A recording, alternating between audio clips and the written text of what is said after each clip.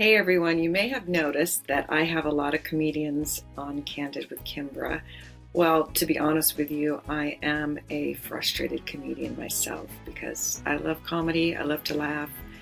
If I wasn't just doing all this music, I would probably be doing more comedy because I like to laugh, right? So anyway, and I'm a big fan of really great comics. And so today's episode of Candid with Kimbra, we have another great comedian. Her name is Wendy Liebman. And again, I was turned on to her by Craig Mitchell, my producer, who is also a comedian. And I'm looking forward to talking with Wendy. I know she took a break, I believe, for a while. I'm going to ask her about that. But she was on America's Got Talent. I know that. So that's exciting. And I want to ask her all about how that was and how she got into comedy, because it's a fascinating story, I'm sure. Comedy is not easy, folks, and it's not for the faint of heart. So I'm looking forward to discussing all that with my guest, Wendy Liebman. Welcome to my podcast, where I'll be speaking with guests candidly about interesting topics. So join me on Candid with Kimbra. Hi, Wendy. We are just meeting each other for the first time. So nice to meet you. Nice to meet you. We were saying how it's all about the hair. Yes. Which I totally And it's beautiful, with. By the way. It's like a rich brown auburn color, right? You know what? I color it out of a Clairol box because the couple of times I've had it done professionally on my way home, is this on? Yeah. I would stop at CVS and get a different color and re-dye it. So now I just do it from the box. And it looks really good. And you're saving so much money because hair coloring is so expensive. I can't tell you how my life revolves around how much I like my hair. Your hair is gorgeous. Oh, thank you. Well, I get a couple highlights, not a full head, just like partial, because A, it's less maintenance, and B, it's less expensive. But that way it can kind of blend when it's growing out, because my hair's dark brown, and I just want a little, lift, right? Yeah. So yeah, like there's low lights and highlights and biolage. I have a couple friends that are blondes, or actually they're brunettes, but now they're blondes. And I'm like, gosh, that must be not only expensive, but so damaging for your hair. The upkeep. Yeah, right. Who knew this was going to be a podcast about hair?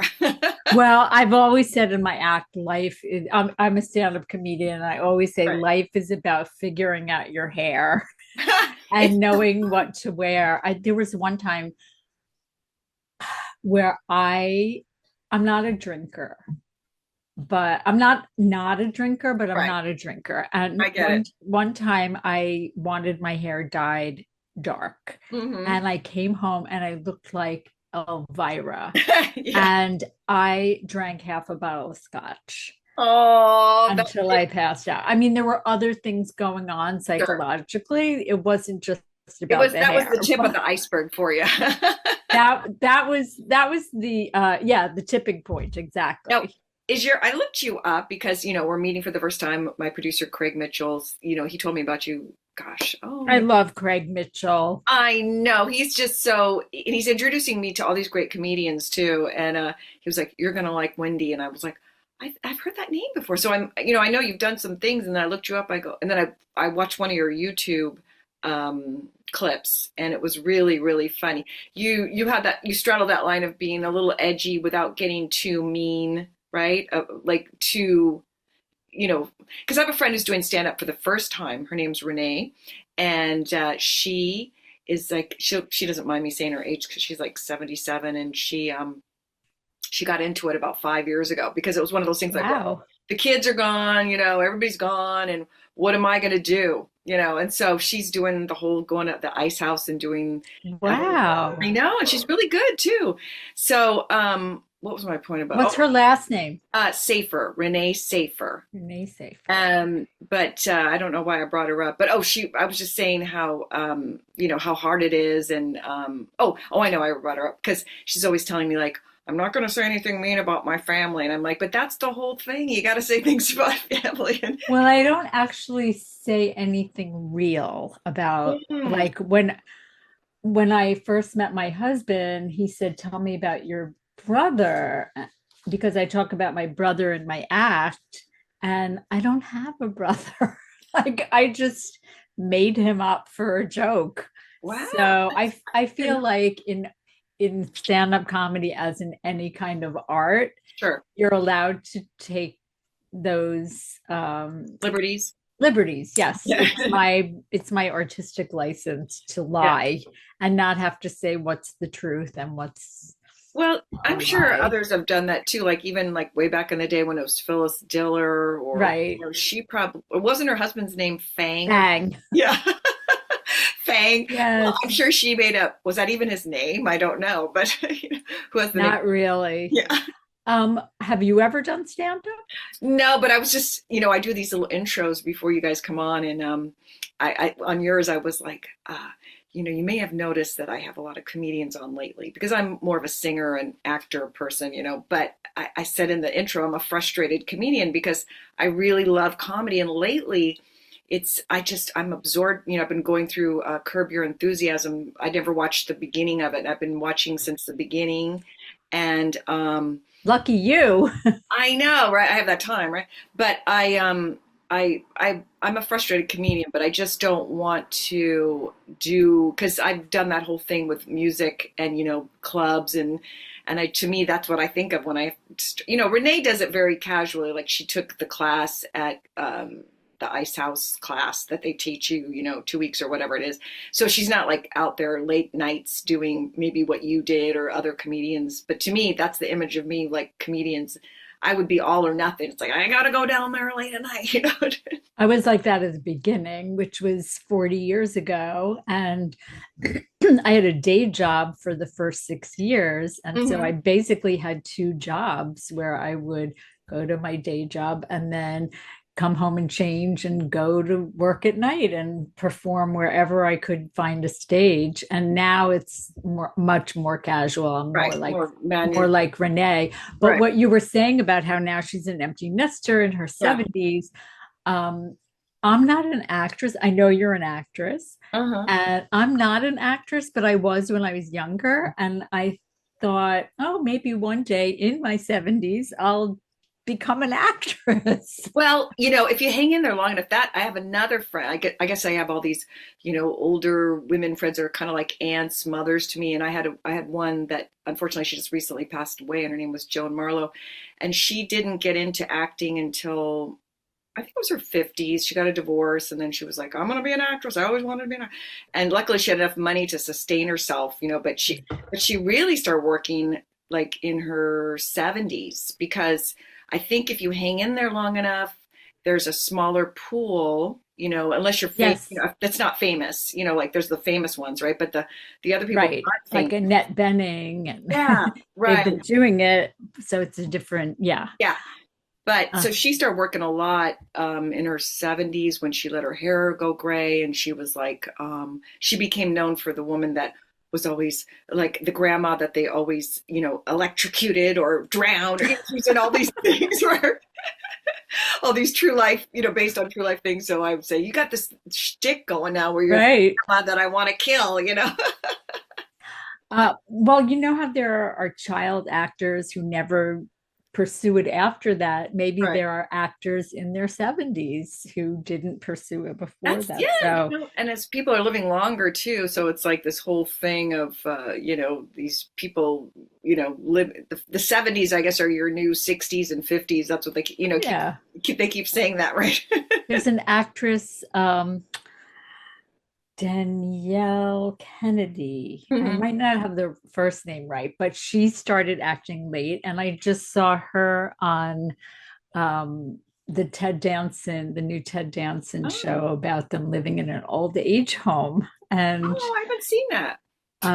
yes, it's called Man on the Inside, maybe, or I Is don't it know. on? It's on like Netflix or not HBO, Yeah, one of those. one of those. I watch every TV show. I shouldn't say every. I watch so much TV, I don't always remember the names. Sure, sure.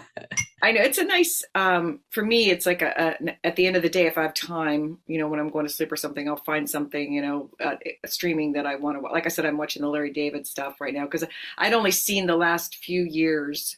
So I was a kind of a late to the game of his thing. And then I actually went to a function where he was there with a bunch of comedians and I was like, oh, I got to go watch the old episodes because I love that Susie. Is her name Susie Esper, the one that plays? Esmond, yeah. Yeah, that plays her. That plays the wife of his manager, right? Jeff Garland. Yeah, and I Yeah. just like think, gosh, shit, what a career, what a fun part. To me, that would be a fun. So fun. So fun. Be Yeah. nasty, it's like she's always Right. F you, Larry.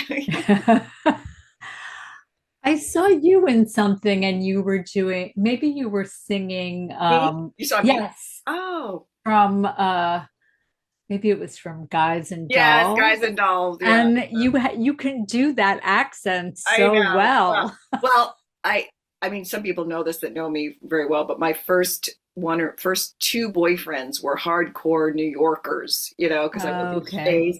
So I was always around, they didn't talk quite like that, but I was like, I absorbed it all. I guess I was attracted to those kind of characters because they were I grew up in California. So it was like so different. Like I grew up around, mellow granola, la la, so those hardcore New Yorkers just seem so like characters, right? Right. Yeah, I'm from New York, but my husband is from Yeah. California, and now we live in California. You live in So, Los Angeles? yes, we live in the West Valley. Oh, West, but like West Hills kind of. Yeah, Yeah, I have a lot of friends that live over exactly. there. Hmm. So I know you're originally, is it from Long Island? Is that where Manhattan, where I read it up? Long Island, Yeah, but I think Rosslyn, right? Rosslyn, Long Island. 110 Crescent Lane. Oh, okay. Still, do you ever go to your old house and I haven't been back there in a while, but in my 30s, I probably drove by there a couple of times and they had redone the whole house. So it didn't look the same, but um, yeah, there's always something interesting about seeing where you grew up. That was for the first 11 years of my Yeah. life. Did it look smaller to you? I mean, I know that's what everyone says, but when I went to my house where I grew up, I was like, God, that's like a dinky place. I thought it was so big. Well, they had expanded it, so it didn't Oh, look smaller, but like my elementary school looked so tiny. yeah. And so my parents, they retired. And instead of moving to Florida, where a lot of their friends moved, or Or- Arizona, they moved to Manhattan. Really? So Wow. yeah, What a because trip, huh? I know they like going to see plays, and I my think dad that's great sings though. in a choir, and yeah, I they're have a friend. 90 and 91. I'm sorry. Oh, so no, that's wonderful. I have a friend that her mom was like that too. She was an actress. Her mom, she recently passed, but her mom, when she retired, she moved to Manhattan. And I think that's great when people do that because they don't want to slow down. They just want to Right. keep doing stuff, It right? keeps them vibrant and social. And they say that's such a big component of longevity is being around people. And I read recently, and I can't believe this, so I have to like read more about it, but I read that nutrition doesn't play that big a role in longevity. Wow, you know what? I think that might be true though, but I do think, and I'll tell you why, but I do think it plays a role in how you look because In how you look and also maybe how you feel feel. that's true because my stepfather is 90 and he's old school, like he grew up in Vermont, but he always tells me that his mom would serve canned vegetables and I was always like, oh, they're so, and he's so Right. he knew he doesn't mind canned vegetables and he eats meat a lot. He drinks, has a scotch every night at 9 o'clock. He never goes to the doctor. I think mostly it's genetics. And I do think food plays, like I said, a part more in how, like, with your overweight and your skin might not look so good. And I think you're right about how you feel. I think people, like, he doesn't know my stepfather's generation, or at least he does not value the importance that food plays in your overall well-being. Hmm. But he's lucky that he drove across country up until 2 years ago. He was driving across country, you know. Well, I try to eat so healthfully. And then I think about one of my grandmothers who drank and smoked into her 80s and then lived till 96 and never exercised. And I'm like, oh well. But she quit smoking cigarettes after a lifetime of smoking cigarettes in her 80s. And I said, Grandma, why did you quit smoking? And she said, I was done. Oh, well, good for her. I mean, she just quit. My mom did that too when she got remarried because, my stepfather didn't smoke. So she was like, I'm quitting. I'm like, well, good for you, because she'd smoked for like 20 years, but some people could just do that, just Right. right, So your stepdad still drives across country. That's phenomenal. He drives from California to Vermont. He drove, and he would go to. One time he went through New Orleans to visit that, and then another time he went blah blah blah. So he's unbelievable, but he's that old school. He grew up on a farm in Vermont where like they did everything. And so he's Right, hardy. yeah, they're hardy folk. But I can't wait for driverless cars. I said to my husband, we're right in the right pocket of time because by the time driverless cars come around, I won't be able to drive anymore. That's true. Good point. I see those little things in West Hollywood. I don't know if you've seen them. Those little, is it Wemo? Those little robot Yes. thingies that deliver food. And I'm always like, I want one of those for my house, like to clean and you know what I mean? We saw one of those. For some reason, I think the Waymo is the car Yes, you're that right. drives I think you're itself. right about that. But then those like little robots. Yeah, whatever they're called. We saw one trying to get around a person who was a homeless person. Aww. It was like the saddest thing I'd ever seen. Anyway. What a dichotomy, right? Of like, right, somebody getting their food delivered by a robot, and that's then so sad. It's like so terrible. I know.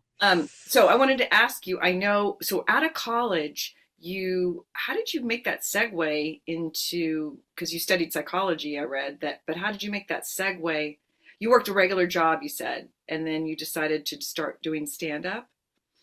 Well, I was planning on being a therapist because I was always like the RA in my college and good listener. And I was working at Mass Mental Hospital doing psych research. And it really started to wear on me. It was hard and depressing. And I think I was depressed, or I know I was depressed. And one day I took the mail in from the wrong apartment, and in it was a course catalog for the Cambridge Center for Adult Education. And I saw a class called How to Be a Stand-Up Comedian. And when I read that, it was like I saw angels and heard bells. And I thought, oh my God, I had always been an actress, like when I was younger, and done musical theater and had done one funny role in college, and it just really hit my soul. Yeah. And so I took the class, and then I got a different day job that was just much more administrative and less taxing on my psyche, and was able to do stand up at night. And, I don't know how your friend Renee felt about learning stand up from a class, but for me, it was just more of a support group, people there cheering me on. We drank beer after the class and hung out. It was like a community. Yeah, that's kind of like when you do theater too. It's like that, that's how I always feel whenever I did plays. I'd always bond with the people that I did. So right. It's like a moving family. It's like being in a circus. And there were a few other people from this class who went on to pursue stand up. And then the teacher is now, he still does stand up in LA. And that was in Boston. The class was in Boston. Sure. And, but he moved out to LA. His name is Ron Lynch, and he has run a successful midnight show. For years. And where? He's hilarious. Is it in LA? Yeah, I want to say it's at the Elysian Theater. Oh yeah, that's in Elysian Valley. It's like right next to Silver Lake kind of area, I right? think that's where it is. It's called the Tomorrow Show. It used to be at the Steve Allen Theater. That's where I did a show there with him I love once. the Steve Allen. Yeah. It's not there anymore. No, so it closed. And so Ron moved his show. But he was my teacher, and he has since been on the Sarah Silverman show, and he's been the voice of some animated shows. And so, anyway, I just love that he's had success. And he was my mentor, my teacher. He was like my mother. Oh, He yeah, was that's great. really caring. And without him, I wouldn't be doing stand up. So, So you eventually started working on some, you were on some big talk shows too, right? Like I want to well, say, I performed on them. I did my stand up on most of the late night shows. And when I moved out to LA, that's really when I started going on the road. Because when I lived in Boston, I never went on the road because I had mhm, a day job. I would perform every night within like 100 miles of where I lived, but I mhm, never like, I guess my first road gig, I took a week off from my day job mhm. and I performed at the Catch a Rising Star in Princeton, New Jersey. And the opening act had been doing, I mean, the headliner had been doing stand up for like 6 months, and Okay. I had been doing it for like 4 years, and I thought, oh, 6 months. Turned out to be a comedian named John Stewart. Oh, not too shabby. He was always great. Oh wow, He God, was he's always so great. funny. He's such a talented guy, right? And he's a bit of a, So smart. yeah, really, really Yeah. smart. Um, so you were doing the shows, or you were on some talk shows doing your routine, your stand up. And then I read that you had that bad car accident, right? Um, So yeah, I've been performing, as I said, for 40 years, and somewhere around there were actually two car accidents. One, my husband and I were hit by a drunk driver, mhm. and that was in 2013. And we were okay, but there were 7 cars that were totaled in this crash. And just by the grace of God, we were spared because we were supposed to be in a different lane, but we moved for some odd reason. And the woman in the car where we would have been died. So we took that as like a Son, sign. right. And that's when I thought, okay, I've been kind of a stay-at-home stepmom for a little while. I had taken some time off from my career. And I thought I really have to get back out there. So that was real impetus to perform again. And so that was in 2013. And then in 2018, I was walking across the street, same street, Ventura Boulevard, Really? That's where the first accident was and the second accident? Wow. different place, Right. Ventura Boulevard is long. But I That's good to was, know because I'm there all the time, so I got to be a little bit more. oh, you have to be careful. Yeah. I know one other person who was hit by a car on Ventura Boulevard. So I was crossing the street, and out of nowhere, I was hit by a car. And as it was happening, I thought, oh, this is what getting hit by a car feels like. Mhm. Time slowed down. And then Scary. the irony was that the person who hit me was um, a personal injury lawyer. So they knew what they were Oh, doing when they tried to say it was my fault, even how though it could it? wasn't my fault. Because they thought I was not in the crosswalk. Oh, got it.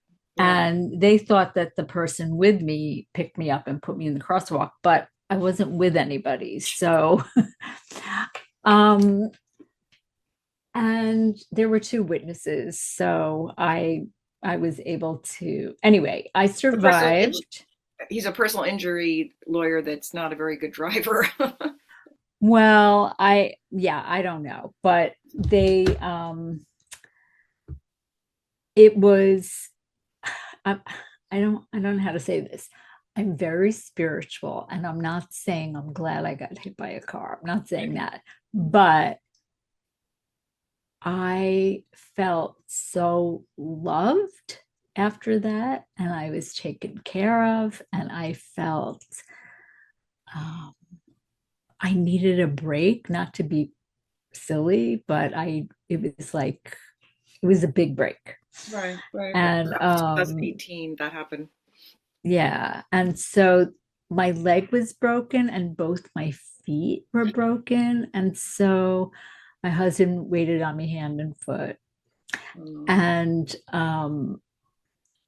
and then there were some complications in that when they put the rod in my leg, not to be too gross, when they put the rod in my leg, they rotated the bone. So my feet were, one foot was sticking out like it was in second position, a ballerina, Right. like it was set like that. So they had to re-break it. And It's just so it should have been like a 6 month thing, but it's turned into a 14 month thing. you're so lucky And you have such a great husband though, right? I really do. I mean, I really really appreciate him, and he has so many brownie points now. So he's amazing, my husband. He's a writer. He wrote on a sitcom called Boy Meets World. I didn't see that show, but I've heard of it. Yeah, and he's also a musician. Really? And well, he writes his music in his office and he puts out CDs, That's awesome. He's and he creative. writes everything from like show tunes to classical to pop songs. And yeah, I just, his music is my favorite. And then he's also like a producer. And anyway, he was hired to write a sitcom for me. That's how we met. Yeah, I remember. I'm just remembering now when you're talking that you're. It said in your Wikipedia page that your daughter, you're the daughter-in-law of the late. Is it Robert Sherman? Robert Sherman. So my husband's father was one of the Sherman brothers who wrote a lot of the music for Disney. Mhm. So one time my husband came home from school when he was 7, and his dad said, "What did you do at school today?" And my husband said, "We got a shot for polio, Mhm. the vaccine." And my father-in-law said, "You let them give you a shot at school?" And he said, "No, no, no. Actually they put the medicine on a cube of sugar, and then they put the sugar in a spoon, and then we ate the sugar." And my father-in-law wrote the song "Spoonful of Sugar Helps the Medicine Go Oh, he Down" wrote from that song. Mary Poppins. Oh, Yeah. that's so cool. So yeah, there's a lot of music in my family, and both of my stepsons are extremely musical and singer-songwriters. And yeah. What a lineage, you know. Yeah. Yeah. So cool. So I feel very filled with music. Life is very Oh, musical. you You're have. musical too. You're a Yeah, I'm singer. a singer. I also write songs too, and I toured with a couple of well-known people as a backup singer. This is years ago. I also traveled with the USO. We did shows all around the world. That was fun. That was a lot of fun. Then I did some things in Italy as a part of a this famous Italian singing group. I was in part of their tour, even though I wasn't a famous Italian, but they put me on this famous Italian thing, right? And so I won an award because it was kind of like they had like gosh, The Voice. It was kind of not like The Voice. What is the other one? American Idol. It's kind of like American Idol, but live. Like you would perform, and then they'd have Oh, people vote on you. You know, it was kind of a gimmick to get the townspeople to pay for these people to come to the towns that I was in. So anyway, it was a lot of fun. But speaking of contests, I also read that you were on America's Got Talent, right? And you did that after your second car accident, or after the first car accident. So, as I said, we weren't damaged, the car was, but I remember sitting on a bus bench waiting for the cops. There was so much wreckage, and everybody had to stay put. So I sat there on the bench and I thought, I have to get back out there again. And I thought, you know what, I'm going to do America's Got Talent, because I had seen um, a comedian named Tim Tom Cotter. Okay. And he and I started together, and he had been on the season before me. And I thought, oh, that looks like fun. And so I auditioned and I got on, and I was a semifinalist, and it was really fun. And it didn't change my life that much, except that I made I met some really great, talented people. I'm still Mhm. friends with Matt Franco, who won that year. He was a magician, and now he has his own room in Vegas at the Lynx Oh, Hotel. And I met Emily West and my favorite singing group called Sons of Serendip, which you must look up. Sons of Serendip. Okay. It's four men. One plays the cello, one keyboard, one sings, and I'm blanking on what the fourth one is, but Mm. maybe the violin. Anyway, it's the most beautiful. The music is sublime. Sounds gorgeous. I mean, I can just the Yeah, four different. yeah. That sounds beautiful. Um, so and then something to do with Howard Stern. I read something. Was he one of the judges or something? So he was one of the judges, and so I got eliminated, but he was able to bring back one of the talents, and he brought me back. So it's TV, and I never actually even met him except from the stage. Right. But so they made it seem like he called me, whatever, that Oh, never gotcha. happened. So I'm like ruining a magician's act right now by telling you that Oh, the it was all fake. inside baseball thing, isn't that what they call it? When you talk. Exactly. Have you heard of this thing called banana ball? Mm-mm. Okay, so I saw it on 60 Minutes. So Banana Ball is like the Harlem Globetrotters. You're probably too young. The Harlem Globetrotters, but for baseball. So it's these guys who are insane and they're uber talented at baseball, but they do things like one of them plays on stilts and they have to do gymnastics after they score a run. And the guy who started this, and now there are four teams in the league. The Oh, guy who started it said that a lot of people leave a baseball game after a certain point because they're bored. So he sure. made it sort of interactive, and the audience really participates, and it looks like so much fun. I tried to get tickets because they play in Anaheim, Hmm. and At the stadium, Anaheim Stadium. Okay. they are sold out for like, I want to say, a couple of years. Really? Yeah, Wow. because he keeps the prices really low because he wants everybody to be able to see it. Oh, And it's called Banana Ball. to look that up. Banana. I know. It's Oh, like my yeah. new favorite thing. In 2 years, you get to go to see a show, I know. It's a baseball game. right? Oh, yeah, I shouldn't say show, baseball game. Right. So I wanted to ask you about your YouTube. Do you release a lot of videos on? Do you have your own YouTube channel? Because I Googled you and I saw that one, but I didn't see if you had a I channel. don't think I have a YouTube channel. But during COVID, every day I made like a 1 to 5 minute video just about the state of where I was. And Mhm. I honestly did it because I wanted to make sure that I brushed my hair and got out of bed.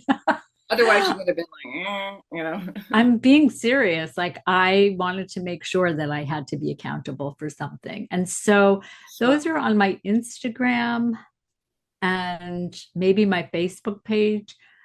Instagram for sure. And Well, I'll have the link to somebody your. somebody told me I have to put them on my own dedicated YouTube channel. No, you can see my clips on my website, which is just my name, Okay.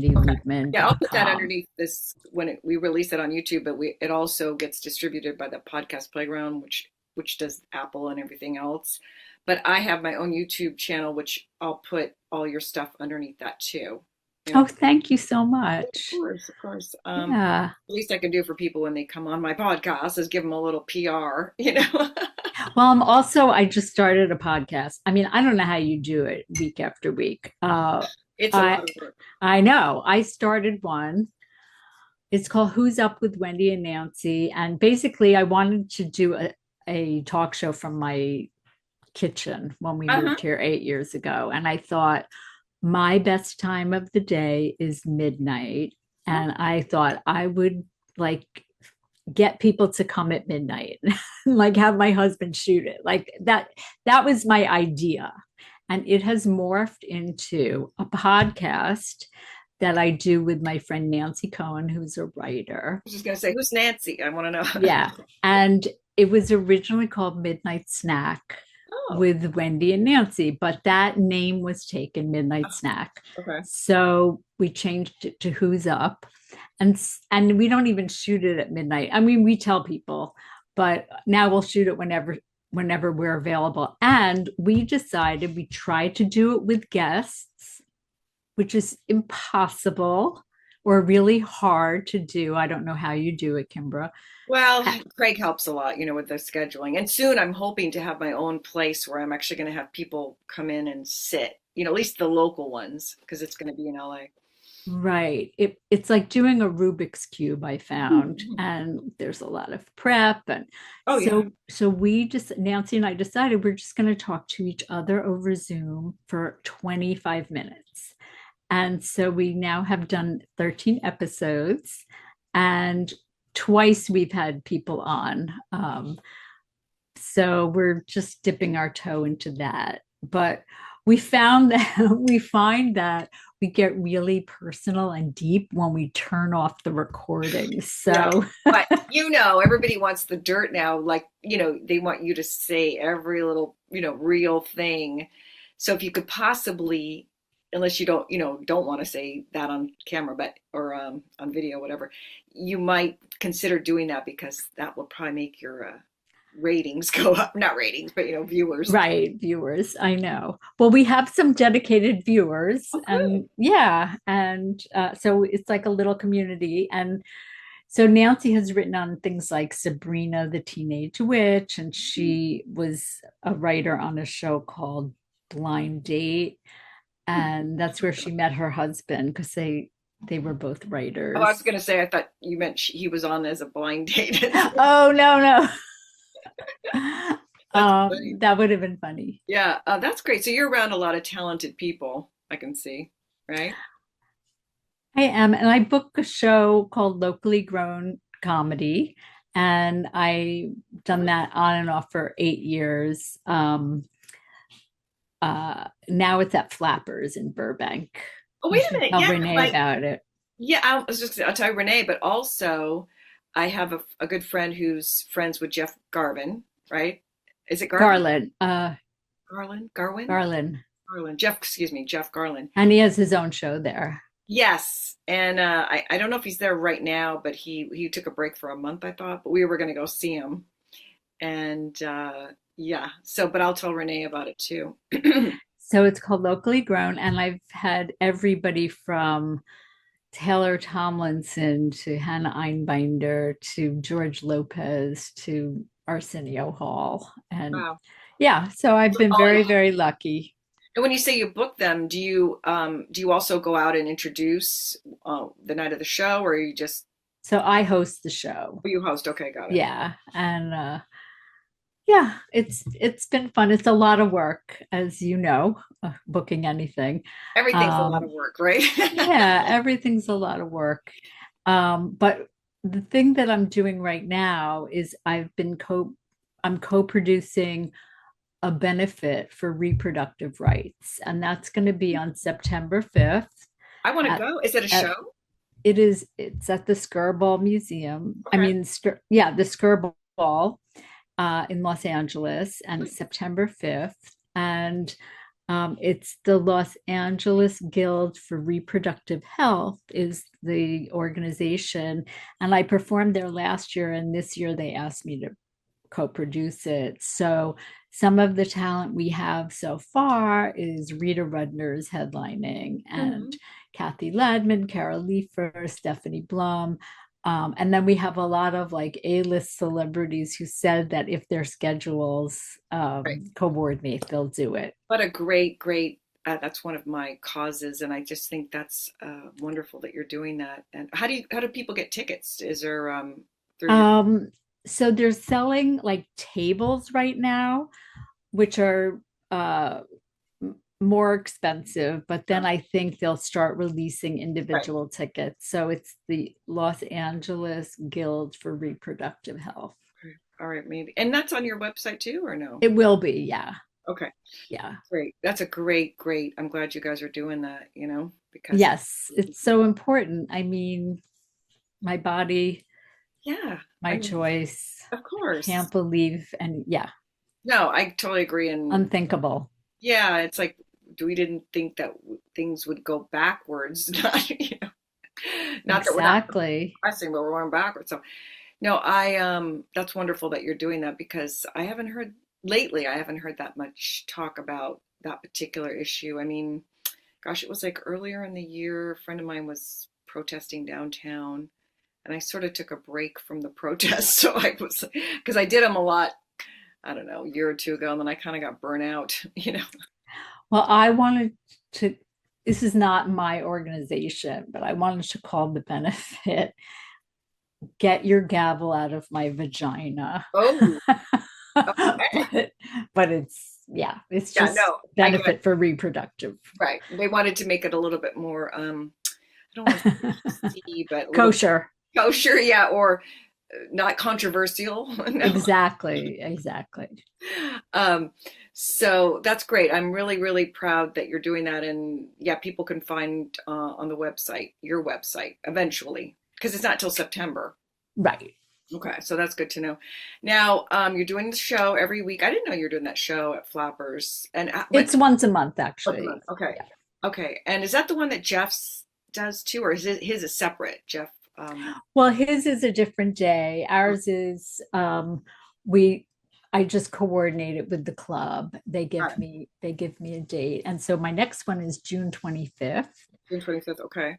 And I have some great comedians. And I have a comedian named Jay Kogan who hasn't done stand up for a while. He was a writer on like The Simpsons and um, uh, lots of other like well-known sitcoms, and he wanted to try stand up again, so he's coming back and he's Well, performing. maybe I'll have my friend Renee reach out to you, because maybe it could be a good fit. We'll see. Sure, absolutely. I love looking up comedians. I love new comedians. I love female comedians. I Yes, love comedy. I I, think that's one of the reasons I started doing stand up is because I love to laugh. of course. Yeah, I mean, it's so cathartic, right? Um, Also, Renee does a great bit about, senior sex. So it's pretty funny. I always tell her that's your best bit, right?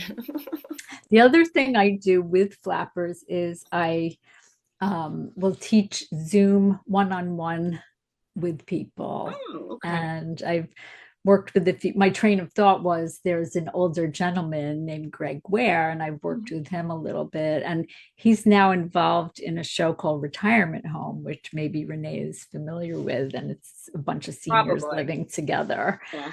And but anyway, I work with students one-on-one for an hour, and Okay. Yeah, that's good to I know. just love doing it. Yeah, I'll put that under there too. Like usually I'll list like, well, if it's on your website too, maybe it's on your website. Sure, yeah. So that'll be a good thing. But yeah, well, I've really enjoyed having you come on. My hair is like freaking out all the time. No, no, I I love your hair, but it really is all about the hair, It isn't it? is. It's all about the hair. It's like, oh my gosh. I was telling someone that's like, for me, it is all about, I think a lot of women and or people feel that way, right? It's all about the hair. That would be a good name for a show. It's all about the hair. All about the hair. And I did a Zoom with somebody recently, and the whole time she was just futzing with her hair. I And know. Oh, I thought I was the only one who that's so did funny that that. I did. Gosh, when I first started this podcast, I had someone on and my friend was watching, and I was having a really bad hair day, and so I had only done about five podcasts maybe. And so I was like, well, so what do you think? And he didn't say anything good. He was just like, you got to stop playing with your hair, And I was like, I go, that's the only thing that you got out of it was I did that's play with my hair, hysterical. so Well, I do say on stage it's about the hair, but also knowing what to wear. And it's taken me 40 years to realize on stage, I just have to be comfortable. yeah, Like that's true. nobody's really looking at what I'm wearing, except if I'm wearing something odd. Like I once saw a woman walking through security at the airport, and I'm not making this up, Kimbra. She had 25 cowboy hats stacked on her head. And they were like, you have to take those off. Oh my She was like, I'm not taking these off. That's so strange. I know.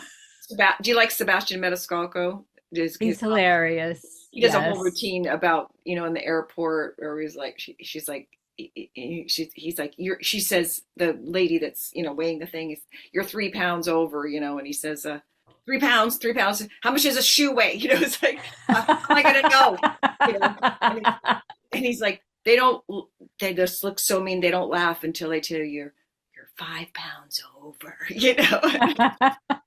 Well, I flew on a little puddle jumper recently, 10 seats. And I said that when we landed, everybody clapped, even the pilot. But right before we got on the plane, somebody asked me how much I weighed. And I thought they were like trying to make sure that we were weighted right. Turned out he didn't even work there. I'm just doing material for you. Oh my God, that's so funny. Yeah. One of my friends got mad at me because she's like, you're obsessed with people's weight. I'm not obsessed with people's weight. I'm obsessed with my own weight, And she's like, why do you care so much? I go, because it's not healthy, And then my friend who's a flight attendant was like, yeah, because he goes, I experience it every day where people, super big people, sometimes they need to take 2 seats and they don't, it's kind of sad, but anyway. Well, I lost 2 pounds recently, mostly bone loss, but that's okay. I'm just doing material. Oh, yeah, I know.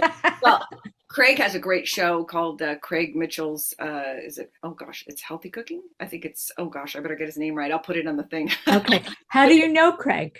How do I know? Craig and I met each other years ago when he was working at this job selling vitamins, and I was thinking about working there, but I was buying the vitamins too, so we kind of know each other. And then we just stayed in touch because I produced a short film, and I thought of him for one of the parts, and he got on, and then he was in the movie, and then he became friends with my DP, I think it was, and so they became really tight, and then when I was doing this show, he was like, my friend said, Craig loves working on shows, and so he said, I'd like to be your producer. So I was like, really? So that's how that all came about.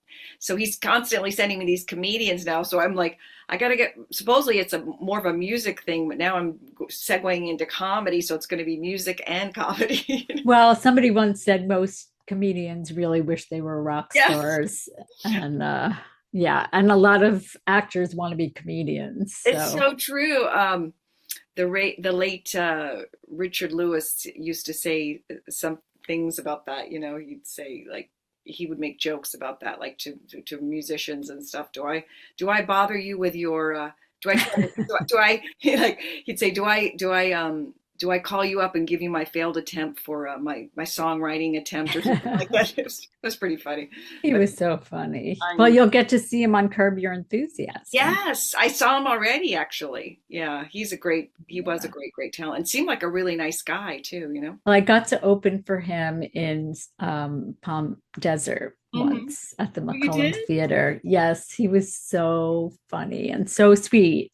Really sweet. To you, right? So he took the other comedian out to dinner as well. So, oh, that's so nice. Well, yeah, I want to thank you, Wendy, for coming on, and I really appreciate your time. And I'm going to put all the stuff under the YouTube video, like I said. But also, I really think it's great that you're doing that benefit in September. I really do. I think. Thank you so much. I'll send you all that information when I have it. Yeah, and it'll be on your website eventually. Yes. And it's lovely to meet you. Yeah, I'll tell Craig that we hit it out. We got on like a house on fire, as they used to say, right? All right. Absolutely. Have a Thanks. great rest of your day. You too. I'll talk to you soon, hopefully. Okay. Bye. Bye.